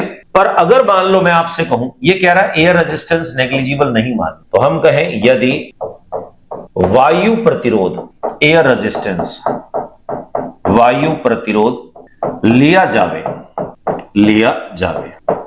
तो दोनों टाइम अलग आएंगे। कारण क्या है, G में A की वैल्यू प्लस होगी और माइनस होगी। तो हम बात करते हैं ऊपर जाने का समय, यानी असेंडिंग टाइम जो आपके पास में। और आपको पता है फंडा में ऑलरेडी कई बार बता चुका हूं, जब ऊपर चीज जा रही है तो आप इसको कहोगे G+A, और जब नीचे आ रही होती है तो लिफ्ट में आपको बता रखा है G-A यूज होगा। तो ऊपर जाने का जो समय है उसको हम लिख सकते हैं T ऊपर बराबर G+A। और सेम कंडीशन में अगर मैं आपसे कहूं कि नीचे जाने का समय जो है,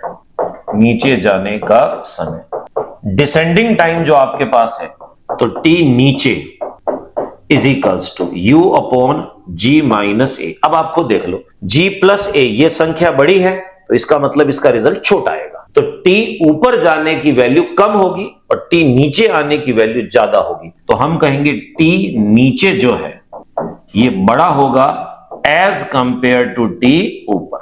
तो नीचे आने में समय ज्यादा लगेगा, ऊपर जाने में समय कम लगेगा। नीचे आने का टाइम ज्यादा है, ऊपर जाने का समय कम है, नीचे आने का समय ज्यादा है। बी ऑप्शन हमारे पास में क्लियर आंसर हुआ। तो फंडा है ये कि एयर रेजिस्टेंस नेग्लिजिबल है तो टाइम सेम होता है, पर एयर रेजिस्टेंस कंसिडर कर दिया जाए तो दोनों के टाइम इम्बैलेंस हो जाएंगे, नीचे आने में ज्यादा टाइम लगेगा जबकि ऊपर जाने में समय कम लगेगा। नेक्स्ट क्वेश्चन 19 देखिए, फ्रिक्शन पे बेस्ड है। m द्रव्यमान का एक ब्लॉक एक नत्तल पर रखा गया है। तो हम इसको डायग्रामेटिकली थोड़ा सा समझा देते हैं। ये हमारे पास में एक इंक्लाइन प्लेन बना दिया हमने इसमें, ठीक है। यहां पर हमने एक m द्रव्यमान का कोई ब्लॉक रख दिया ऐसे, ठीक है। तल और इनके मध्य घर्षण गुणांक म्यू है। जब ये लुढ़क के नीचे जाएगा तो फ्रिक्शन लगेगी रगड़, इसमें वो म्यू दे रखा है। ब्लॉक को नत्तल पर ऊपर की ओर चलाने के लिए कितनी फोर्स की रिक्वायरमेंट होगी, ठीक है। आप लोगों को पता है दोस्तों कि अगर मैं बात करता हूं फोर्सेस की, तो एक नीचे की तरफ फोर्स लगेगी इसमें, जिसको आप कह सकते हो ये लगेगी mg,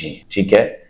इस साइड में नॉर्मल रिएक्शन लगता है, प्रतिक्रिया बल r लगेगा, और इसके जस्ट ऑपोजिट साइड के अंदर में अगर मैं इसको ऐसे बढ़ाऊं इक्विलिब्रियम के लिए, अगर ये थीटा डिग्री झुका हुआ है तो ये भी क्या होगा, थीटा डिग्री होगा हमारे पास। इस mg का एक कंपोनेंट बन जाएगा mg cos थीटा, और एक कंपोनेंट बनेगा इस डायरेक्शन में जिसको आप कहोगे mg साइन थीटा। ओके, ये बन गया। फिर क्या कह रहा है कि इसको ऊपर की ओर ले जाना है। अब हमें क्या करना है, इसको ऊपर की ओर खींचना है, तो हमें कहेंगे ऐसे, एफ आवश्यक, आवश्यक, ठीक है।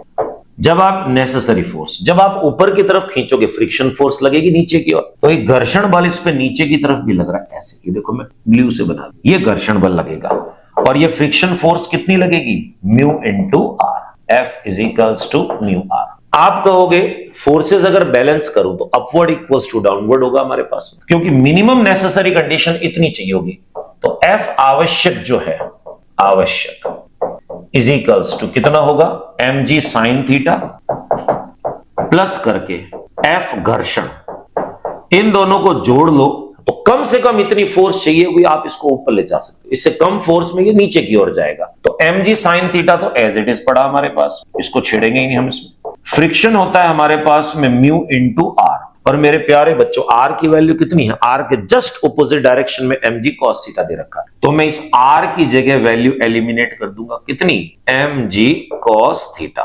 अब इन दोनों में कॉमन खींच लीजिए। आप कहोगे आवश्यक बल जो है एफ नेसेसरी, एम कॉमन आ रहा है, जी कॉमन आ रहा है, तो कॉमन लेने की बात ही नहीं कर रहा, मैं तो डायरेक्ट लिख देता हूं M G sine theta plus करके mu M G cos theta. ये बना हमारे पास में इसका रिजल्ट कि भाई किस हिसाब से ये डिमांड कर रहा है आपसे, इतनी फोर्स चाहिए इसको ऊपर की ओर खींचने में। देखिए कौन सा मैच करता है, M G sine theta plus mu M G cos theta. ये आपके पास आंसर है। प्लस वाले दो ही है पर इसमें कॉस लिखा हुआ, इसमें साइन, म्यू के पास में हमेशा कॉस रहेगा। 19 क्वेश्चन का करेक्ट आंसर ए ऑप्शन हमारे पास। क्वेश्चन नंबर 20 देखिए क्या दे रखा है, एक वस्तु 45 डिग्री पर झुके नत्तल पर फिसल रही है, नीचे की ओर आ रही है। यदि घर्षण गुणांक कोएफिशिएंट ऑफ फ्रिक्शन म्यू की वैल्यू 0.5 है तो गुरुत्वीय त्वरण 9.8 है, तो वस्तु पर नीचे की ओर त्वरण कितना लगेगा। तो डायग्राम बना लेते हैं एक बार इसमें हम। ये हमारे पास में एक नत्तल हो गया, इंक्लाइन प्लेन 45 डिग्री पर झुका हुआ है। यहां पर कोई भी एक वस्तु जो है वो नीचे की ओर फिसल रही है। हमने कहा ठीक, फोर्सेस कौन कौन सी लगती है मैं ऑलरेडी आपको बता चुका हूं। नीचे की तरफ लगेगी, एक प्रतिक्रिया बल लगेगा, एक इस साइड ले जाना है इसको, और एक इस साइड में आप यहां बना दोगे, और एक फ्रिक्शन फोर्स बन जाएगा इस साइड। सारे एक साथ बना दिए। अब नामकरण कर देते हैं। ये बन गया mg, ये भी आपके पास 45 डिग्री होगा। ये बन जाएगा mg cos थीटा, ये आपके पास r है, ये फ्रिक्शन है जिसको म्यू r कह देंगे, और ये बन गया हमारे पास में mg साइन थीटा। अब देखिए पूछा क्या इसने, ये पूछ रहा है कि नीचे की ओर इसमें एक्सेलरेशन कितना होगा, त्वरण कितना होगा। तो देखिए दोस्तों ये डायग्राम में आपके सामने चीज लिखी हुई है, इसको सॉल्व करना है इसमें। तो आपको पता है कि जब कोई भी चीज गतिशील अवस्था में है तो फॉर्मूला क्या बनता है, गति की दिशा में बल माइनस विपरीत दिशा में बल बराबर ma। तो मैं ये कह सकता हूं F गति की दिशा में माइनस F गति के विपरीत दिशा में, विपरीत दिशा में बराबर हो जाएगा m इंटू ए। ये a निकालना है इसमें। F गति की दिशा में कितना बल है, mg साइन थीटा। गति के विपरीत दिशा में कितना, म्यू r है, तो r की वैल्यू mg cos थीटा है, तो म्यू mg cos थीटा मैं डायरेक्ट लिख दिया इक्वल्स टू ma। a निकालना आपको, m से m घट गया इसमें देखो, तो a is equals to g common खींच लीजिए इसमें, अंदर बन जाएगा sine theta minus mu cos theta equals to, अब वैल्यू पुट कर देते हैं। g देखो, g की वैल्यू हमारे पास में 9.8 है, साइन 45 डिग्री 45 डिग्री 1/√2, म्यू की वैल्यू 0.5 है तो 1/2 लिख देता हूं, और ये वैल्यू हमारे पास में हो गई cos 45 degree is equals to. अब देखो 1/√2, ये भी 1/√2 कॉमन खींच जाएगा, तो ये हो जाएगा 9.8 upon √2, 1 minus 1/2 is equals to हुआ a। 1 माइनस 1/2 तो 1/2 होगा, 1/2 का 2 जो है 9.8 से कटेगा तो 4.9, तो a की वैल्यू आई हमारे पास 4.9 upon √2 metre per second square. अब देखिए ये आंसर आपका मैच करना चाहिए 4.9 अपॉन √2, पहला ऑप्शन हमारे पास में करेक्ट आंसर दिख रहा है। 20वें का सही आंसर ए विकल्प है इसमें। नेक्स्ट क्वेश्चन नंबर 21 देखिए, फंडा बेस्ड क्वेश्चन है। डायग्राम दे रखा है, तामझाम बना रखा है। आपसे कह रहा है चित्र में प्रदर्शित घर्षण रहित यानी फ्रिक्शन नहीं है इसमें, यहां से F बल से डोरी से खींच रहे हैं इसमें, T1 और T2 का रेशियो बताइए। तो देखिए दोस्तों, मैं आपको ऑलरेडी बता चुका हूं कि T1 T2 इनकी वैल्यू डायरेक्ट फंडे से निकलती है। कैसे निकलेगी देखो, T1 निकालना है तो T1 इस जगह लग रहा है, फोर्स आप इस साइड लगा रहे हो तो पीछे पूंछ की तरफ चलना है। इसके बाद जितने भी द्रव्यमान है उन सबको जोड़ना है। तो T1 के लिए ये दो द्रव्यमान है 12 और 3, तो हम T1 के लिए क्या लिखेंगे 12 + 3 और A आ जाएगा, मास इंटू एक्सेलरेशन। अब T2 की बात करें तो T2 ये रहा। इस पॉइंट के बाद पूंछ की तरफ में कितने पिंड है, एक ही पिंड है, तो हम इसको लिखेंगे 3 × A। अब ये T1 और T2 का रेशियो मांग रहा है तो हम कहेंगे T1/T2 = 15A / 3A। A से A कट गया और ये हो गया हमारे पास में 5/1। तो 5:1। डी ऑप्शन जो है आपका करेक्ट आंसर है 21 क्वेश्चन। क्वेश्चन नंबर 22 देखिए, एक खिलाड़ी, ये ग्राम है यहां पर, जी है ये ग्राम, एक खिलाड़ी 200 ग्राम द्रव्यमान की 20 मीटर/सेकंड की चाल से चलती हुई एक गेंद को कैच करने का प्रयास करता है। ये डबल मात्रा है, कैच करता है। यदि इसे कैच करने में 0.5 सेकंड का समय लगता है तो गेंद और खिलाड़ी के हाथों पर लगने वाले बल का मान, फोर्स निकालनी है। तो सिंपल सा फंडा है दोस्तों, फोर्स का फॉर्मूला आपको पता है, संवेग में परिवर्तन की दर, ये होता है हमारे पास, ठीक है। फिर आपसे क्या कह रहा है, समय जो लग रहा है इसको इसमें, वो कितना हमारे पास में, ये देख, समय आपके पास में दे रखा है 0.5 सेकंड का, ठीक है। संवेग आपके पास में है मास इंटू वेलोसिटी, मास कितना है इसमें 20 ग्राम, तो चेंज कर लेंगे, सॉरी 200 ग्राम है तो डिवाइडेड बाय 1000 कर देंगे। और v की जो वैल्यू आपके पास में दे रखी है वो आपके पास दे रखी है 20, तो हम इसको मल्टीप्लाई कर देंगे 20 से। तो देखो 1 2 3 1 2 3, तो यहां से तो आ गया 4, तो F = क्या बन जाएगा 4/0.5। इसको हटा दो, यहां से 0 लग गई, ये बन गया 8। तो 8 न्यूटन जो है उतनी फोर्स लगेगी उसके हाथों में जब वो उसको कैच करेगा। सिंपल सा फंडा था, न्यूटन की गति के सेकंड नियम की सहायता से हमने इसको क्लियर कर दिया। 22वें का करेक्ट आंसर ए ऑप्शन। 23वां क्वेश्चन देखिए, एक लड़का जो स्टेशन की ओर जाती हुई मंदिर ट्रेन में ऊपर के बर्थ में बैठा है, एक सेब नीचे अपने भाई की ओर गिराता है तो सेब गिरेगा। बड़ा सिंपल सा फंडा है। बच्चे क्या करते हैं, धोखे में चले जाते हैं इस क्वेश्चंस में। जैसे मान लो ये रेलगाड़ी हो गई हमारे पास, ठीक है, बर्थ बना देते हैं हम इसके अंदर में, एक लड़का यहां बर्थ में बैठा है और एक लड़का यहां बैठा है, ठीक है। ये लड़का क्या करता है, ये सेब गिराता है इसमें, और यहां पर इसका भाई बैठा है। तो ये कह रहा है कि ये लड़का जब सेब गिराएगा तो रेल मंदित हो रही है, तो सेब इसके हाथ में गिरेगा, आगे गिरेगा, पीछे गिरेगा। अब देखिए एप्पल जो है ये इस पूरे बंद निकाय का उदाहरण है, यानी एप्पल जो है इस पूरे बंद निकाय के अंदर में, तो रेलगाड़ी त्वरित हो रही हो, मंदित हो रही हो, या समान वेग से गति कर रही हो, या रुकी हुई हो, हर कंडीशन में इसके द्वारा गिराया गया सेब हमेशा इस नीचे वाले व्यक्ति के हाथ में ही आएगा, ना तो आगे जाएगा ना पीछे। हाँ, अगर ये छत के ऊपर फेंके तो ये निकाय से बाहर चला गया, तो ये पिंड बाहर चला गया। इस कंडीशन में क्या होगा, उसके भाई के हाथों में ही आएगा। क्यों, लड़के दोनों और सेब एक ही रेलगाड़ी के डब्बे के अंदर है, तो एक निकाय का हिस्सा है। तो 23वें का करेक्ट आंसर ए ऑप्शन। 24वां, किसी व्यक्ति द्वारा लिफ्ट की सतह पर आरोपित बल उसके स्वयं के भार से अधिक है, यानी अधिक भार अनुभव कर रहा है, तो निम्न में से कौन सी स्थिति बनती है। देखिए आपको बताया कि जब प्रतिक्रिया बल की बात करें हम इसमें,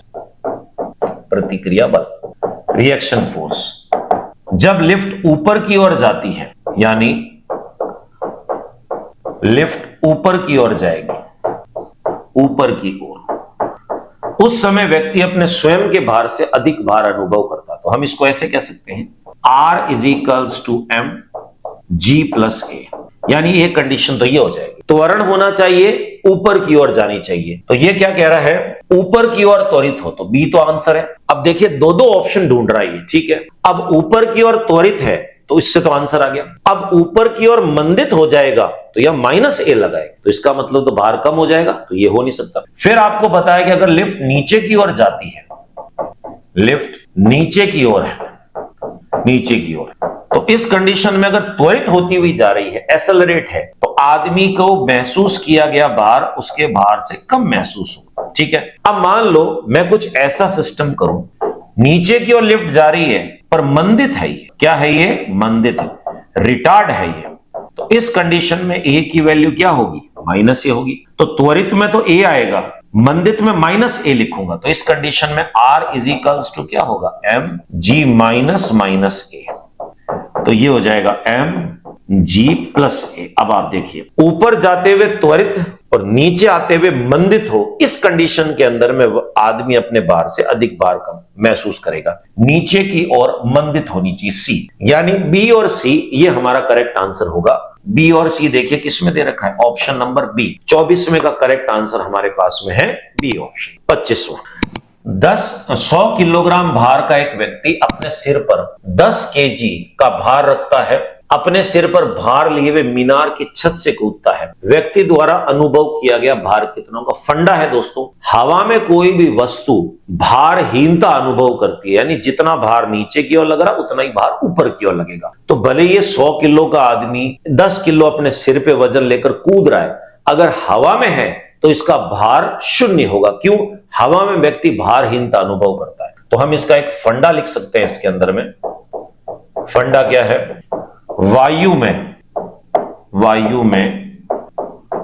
कुल भार इज इक्वल्स टू 0 होगा। तो देखिए ए ऑप्शन हमारा 25वें का करेक्ट। 35 में देखिए, थर्मोडायनेमिक्स के ग्राफ दे रखे हैं 2, और आपसे पूछा है कि इस ग्राफ के अंदर में कौन सा आइसोथर्मल होगा और कौन सा एडियाबैटिक। आप लोगों को इतना पता है, सिंपल सी चीज है कि ढाल जो होता है स्लोप, रुदोष्म जो है उसका ढाल, रुदोष्म का, एडियाबैटिक का, वो आपके पास में गामा टाइम्स होता है किसका? ढाल समतापीय का। इसका मतलब जिसका स्लोप ज्यादा है वो एडियाबैटिक रुदोष्म होगा, जिसका स्लोप कम है वो आइसोथर्मल यानी समतापीय होगा। अब देखिए ए और बी की बात करें तो ए जो है इसका स्लोप कम है, बी का स्लोप ज्यादा है, तो ए आपके पास में हुआ समतापीय। बी जो है आपके पास में, इसका स्लोप आपको ज्यादा दे रखा है, तो बी आपके पास में हो जाएगा रुदोष्म। ठीक है, रुदोष्म को मैं रेड कलर से लिख रहा हूं उसमें। सेम तरीके से बी जो है आपके पास में, उसका ढाल ज्यादा है, तो डी आपके पास में हो जाएगा रुदोष्म, एडियाबैटिक। मान ली बात। अब सी जो है उसका स्लोप कम है, इसका मतलब ये आपके पास में होगा समतापीय, आइसोथर्मल, समतापीय। अब ये आपसे कह रहा है बताइए किसको सेटिस्फाई कर रहा है। ये कह रहा है कि ए और बी समतापीय होंगे। ए और बी समतापीय गलत, क्योंकि ए और बी तो अलग अलग है। ए और सी समतापीय होंगे, ए और सी समतापीय होंगे बिल्कुल, और बी और डी रुदोष्म होंगे, बिल्कुल मैच कर रहा है बी ऑप्शन। और भी चेक कर, ए और डी समतापीय है, ए और डी समतापीय है, गलत, क्योंकि डी समतापीय नहीं। लास्ट ए और सी रुदोष्म है, ए और सी रुदोष्म नहीं है, ए और सी क्या है? समतापीय है। तो आप कहोगे 35 का करेक्ट आंसर हमारे पास बी ऑप्शन दोस्तों। नेक्स्ट 36 में क्या दे रखा आपके पास में? एक बेसिक फंडा। कई बार क्या होता है बच्चा इनके फॉर्मूलेस मिस कर जाता है, तो मैं आपको बताया था कि फॉर्मूला बनाते कैसे हैं इस चीज में। एक आदर्श गैस को 27 डिग्री पर रुदोष्म रूप से संपीड़ित किया जाता है, एडियाबैटिक फॉर्म में कंप्रेस्ड करते हैं, कि उसका आयतन, वॉल्यूम जो है, इनिशियल वॉल्यूम का, प्रारंभिक आयतन का 8/27 हो जाता है। गामा की वैल्यू 5/3 है, तो आपको बताना है कि तापमान में कितनी वृद्धि हुई। देखिए साफ आपको सॉल्व किया हुआ है कि भाई ये जो क्वेश्चन हमारे पास में है, ये क्वेश्चन रुदोष्म निकाय के लिए है, रुदोष्म निकाय के लिए, एडियाबैटिक प्रोसेस के लिए। और रुदोष्म निकाय जो है मेरे प्यारे बच्चों, उसमें आपको रिलेशन दे रहा है किसमें? टेम्परेचर, तापमान तथा आयतन, वॉल्यूम, इनमें आपको रिलेशन चाहिए। तो सीधी सी बात है कि वैसे तो PV gamma is equals to constant होता है, अब यहां पर टी और वी के बीच में रिलेशन चाहिए, तो मैं ये कह सकता हूं टी और वी का रिलेशन होता है T1 v की power gamma -1 is equals to constant.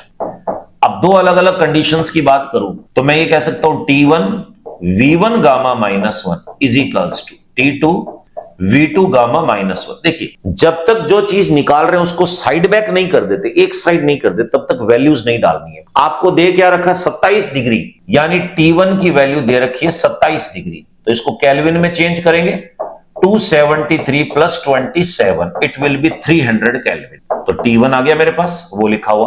V1 की वैल्यू में V मान लेता हूं, इनिशियल वॉल्यूम V है, बाद में 8/27 कर दिया, यानी V2 की वैल्यू आपके पास में हो गई 8/27। किसका? V का। T2 की वैल्यू आपको कैलकुलेट करनी है और गामा आपको दे रखा है 5/3। अब ये सारी वैल्यूज वहां डालेंगे, उससे पहले जो निकालना है उसको साइड कर देते, तो V2 को यहां शिफ्ट कर देंगे। क्या बन जाएगा ये? T2 is equals to T1 V1/V2, ये इसके नीचे सेट होगा तो गामा -1। अब वैल्यू पुट कर देंगे, तो देखिए यहां कर रहा हूं मैं इसको। T2 is equals to T1 कितना है? 300, ये हो गया। फिर उसके बाद V1 कितना है? V2 आपके पास में है 8/27। V मैं डायरेक्ट वैल्यू लिख रहा हूं, गामा -1, और गामा की वैल्यू आपके पास है 5/3 -1, तो V से V कैंसिल आउट, 27 ऊपर चला जाएगा। T2 is equals to 300 multiply 27/8 हो गया ये हमारे पास, 27/8, और ये हो जाएगा 2/3। अब देखिए 1/3 जो है इसका मतलब है क्यूब रूट है, तो 27 का घनमूल 3 क्यूब रूट और 8 जो है उसका क्यूब रूट 2 होता है, तो मैं इसको ऐसे लिख सकता हूं, 1/3 से सॉल्व करें तो T2 is equals to 300 multiply 3/2 लिख दिया, और ये स्क्वायर हो गया मेरे पास। क्लियर? अब इसको सॉल्व कर देते हैं। 300 मल्टीप्लाई 9/4। अब आप सॉल्व कर लो, इसको काटो इससे, ये आ जाएगा 75। 75 को 9 से मल्टीप्लाई करो, 9 5 जा 45 कैरी 4, 9 7 63 67, 675 केल्विन, यानी T2 की वैल्यू 675 केल्विन। देखिए सी ऑप्शन आपके पास में सही आ गया। कुछ नहीं करना है, सबसे पहले आपको बेसिक फंडा फॉर्मूला पता होना चाहिए, उसके बाद टेम्परेचर को केल्विन में कन्वर्ट करना है, देन पुट करना। अब यहां तो इसने केल्विन में पूछ लिया, चाहे तो ये सेल्सियस में पूछ सकता था, तो 273 इसमें से माइनस करते तो सेल्सियस हमारे पास बच जाता। नेक्स्ट क्वेश्चन 37 क्या है? फिर कार्नोट इंजन का क्वेश्चन है। एक आदर्श गैसीय ऊष्मीय इंजन कार्नोट साइकिल के अनुसार इतने और इतने टेम्परेचर के मध्य काम करता है। आपको पता है कि जिसकी वैल्यू ज्यादा है ये हमारे पास T1 है, और जिसकी वैल्यू कम है ये आपके पास T2 है, सिंक का टेम्परेचर। यदि उच्च तापमान पर इतने कैलोरी ऊष्मा अवशोषित की है, यानी सोर्स से Q1 हीट एब्जॉर्ब की है, तो इंजन द्वारा कार्य में परिवर्तित ऊर्जा कितनी होगी, कितना वर्क डन दिया। तो दक्षता जो है उसके फॉर्मूले की हम बात करें, दक्षता 1 - T2/T1 होता है, एक फॉर्मूला W/Q1 भी होता है। ठीक है, मैं इन दोनों की वैल्यूज पुट कर दूंगा। अच्छी बात है, कैलोरी में ही दे रखा और कैलोरी में पूछा है, जूल में और कैलोरी में कन्वर्ट करना होता तो आपको मल्टीप्लाई करना होता 4.18 से। तो देखिए 1 - T2 की वैल्यू है, अब ये दे रखा है 127, तो हम कहेंगे 127 जो है इसको प्लस कर देंगे 273 से, होल डिवाइड। T1 227 है, तो 227 को हम प्लस कर देंगे 273 से, इक्वल्स टू W आपके पास कितना है ये कैलकुलेट करना है, डिवाइडेड बाय Q1 कितना है 6 × 10⁴। अब सॉल्व कर दीजिए, तो 1 माइनस ये 300 400 और ये हो गया 400 500, इक्वल्स टू W/6 × 10⁴। सॉल्व कर लो इसको, ये कैंसिल आउट हो गया, ये 5 में से 4 गया 1, 1/5 इज इक्वल्स टू W/6 × 10⁴। इसको यहां शिफ्ट कर दो, W इज इक्वल्स टू 6/5 और ये हो जाएगा इंटू 10⁴, ये कटेगा 1.2, तो work done is equals to 1.2 10⁴ calorie. इतना वर्क डन ऑब्टेन होगा आपको इस इंजन से, तो 1.2 × 10⁴, यानी सी ऑप्शन हमारे पास 37 का करेक्ट आंसर है दोस्तों। नेक्स्ट 38 देखिए, आपको एक सिंपल सा ऊष्मा गतिकी के पहले नियम का एक न्यूमेरिकल दे रखा, बेसिक सा। क्या पूछा उसने? यदि 110 जूल ऊष्मा एक गैसीय निकाय को दी जाती है, यानी आपसे ये क्या कह रहा है कि dQ की वैल्यू है, किसी सिस्टम को हम 110 जूल ऊष्मा दे रहे हैं, मान ली बात, जिसकी आंतरिक ऊर्जा में परिवर्तन 40 जूल है, यानी इंटरनल एनर्जी जो है इस हीट के कारण वो 40 जूल है। तो आपसे कह रहा है किए गए बाहरी कार्य का मान कितना होगा, एक्सटर्नल वर्क डन कैलकुलेट करना है। तो थर्मोडायनेमिक्स का फर्स्ट लॉ जो है वो कहता है dQ is equals to du plus dW।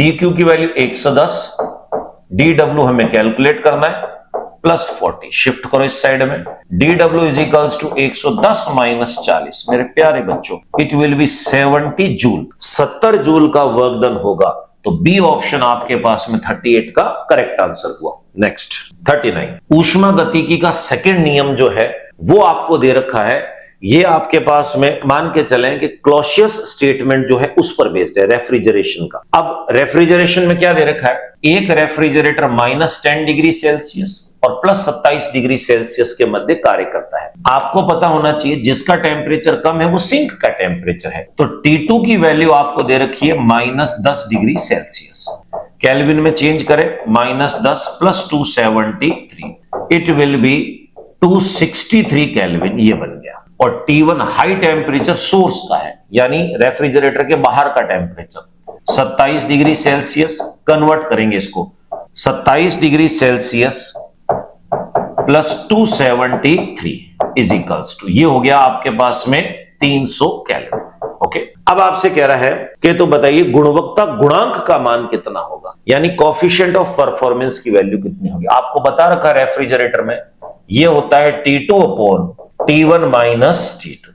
अब T2 की वैल्यू है 263 और यहां T1 हमारे पास में है 300 माइनस 263, ये ऊपर तो 263 आ जाएगा और नीचे आपको पता है कि ये लगभग 37 के आसपास है। अब जब आप इसको काटोगे तो ये 7 बार कैंसिल आउट होगा इससे, तो नियर अबाउट आप कह सकते हो 210, 7, यस बिल्कुल 7.1 के आसपास इसका आंसर आएगा। तो देखिए 39 का करेक्ट आंसर हमारे पास में है A option. Next question number 40, फिर कार्नोट इंजन। अगर आप किसी कंपटीशन एग्जाम की तैयारी करें, दोस्तों मैं आपको एक चीज बताऊं कि थर्मोडायनेमिक्स में कार्नोट इंजन बहुत इंपॉर्टेंट है। एग्जाम में 100% क्वेश्चन यहां से पूछा जाता है।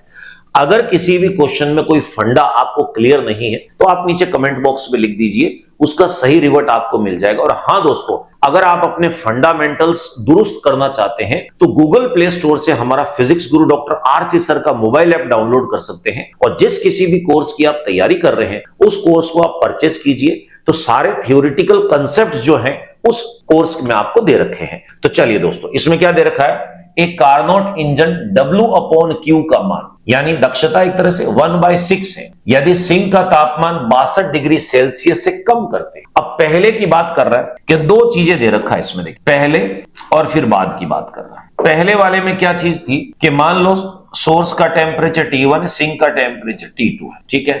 आपको W/Q जो है इसकी वैल्यू दे रखी है 1/6 दे रखी है, ठीक है। अब ये कह रहा है सिंक का टेम्परेचर 62 कम करते हैं, तो हमने कहा ठीक है, सिंक का टेम्परेचर T2 था उसको -62 कर दिया हमने। ओके, तो इस अनुपात का मान दुगुना हो जाता है, तो W/Q जो है इसकी वैल्यू डबल हो जाती है। तो डबल होने का मतलब 2 से गुणा कर दो, 1/3 हो जाएगा हमारे पास, ठीक है। तो बताइए सोर्स जो है उसका टेम्परेचर कितना होगा, T1 की वैल्यू आपको कैलकुलेट कर। बड़ा सिंपल सा फंडा है, इसको यूज करें, इसको यूज करें, दोनों को कंबाइन करें, रिजल्ट आपके सामने। देखिए आपको पता है दक्षता का फॉर्मूला होता है 1 - T2/T1 और ये फॉर्मूला भी होता है W/Q। तो आपको क्या दे रखा है, W/Q की वैल्यू है, तो मैं यहां लिख सकता हूं इसको, देखो 1 - T2/T1 इज इक्वल्स टू 1/6। इसको यहां शिफ्ट करो, T2/T1 को यहां लाओ, तो 1 - 1/6 इज इक्वल्स टू T2/T1। इसको जब एलसीएम लोगे तो ये आ जाएगा 5/6। तो T2/T1 की वैल्यू आई 5/6। ये कब, जब पहले की बात कर रहे हैं उस सिस्टम। अब हम यही चीज इस सिस्टम के लिए लगाएंगे, तो फॉर्मूला सेम वही है, 1 - T2/T1 is equals to W/Q हो गया, ठीक है। तो अब आप कहोगे इसको T1 डैश कह देता हूं क्योंकि चेंज कर दिया हमने इसमें, और ये भी हो गया T2 डैश चेंज हो गया, और ये हो गया W/Q, वैल्यू डाल देंगे। 1 - T2 की वैल्यू कितनी होगी इसमें, T2 - 62 whole divided by T1 dash, ये निकालना आपको इसमें, इक्वल्स टू करके W/Q की वैल्यू कितनी कर रहा है, 1/3 कर रहा है। अब देखो दोस्तों, स्मार्ट तरीके से सॉल्व करना है। T1 डैश को अलग अलग कर देता हूं मैं दोनों पे, ठीक है।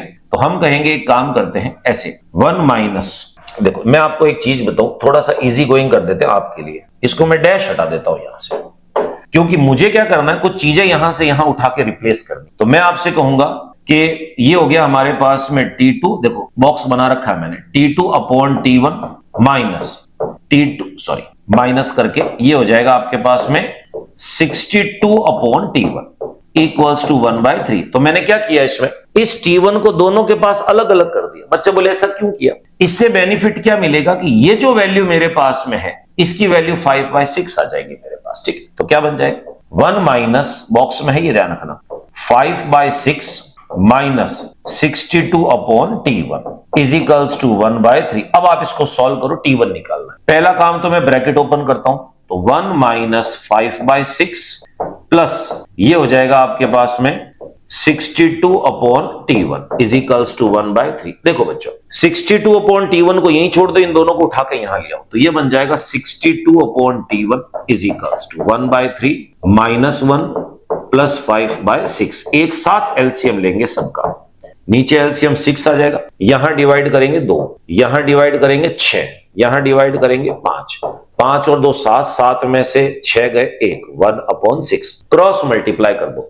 T1 is equals to 62 into 6 हुआ, तो ये हमारे पास 12 का 2 हासिल 1, और ये हो जाएगा आपके पास में, और 36 37 372 जो है। अब बच्चा कहेगा आंसर किस में है, केल्विन में है, तो 372 केल्विन आया है। तो आपसे पूछ रहा है कि सोर्स और सिंक के टेम्परेचर कितने हैं, तो मैं कहूंगा T1 की वैल्यू 372 केल्विन है, जबकि सारे ऑप्शन जो है आपके पास में सेल्सियस में, एक ही केल्विन का है जिसमें ये मैच नहीं कर रहा। तो पहला काम क्या करेंगे, T1 को हम कैलकुलेट करेंगे किसमें, आप इसको सेल्सियस में, तो मैं यहां लिख देता हूं T1 इज इक्वल्स टू 372 में से माइनस कर देंगे 273, तो साफ आपको पता ये 99 डिग्री सेल्सियस आ रहा है, तो T1 हमारे पास 99 आएगा। तो देखो 99 इसमें दे रखा, ठीक है बच्चा। का T2 कैसे निकालेंगे, इस T1 की वैल्यू यहां एलिमिनेट कर दो यहां पर, तो यहां से T2 आ जाएगा, तो मैं यही लिख देता हूं, देखो T2 इज इक्वल्स टू कितना है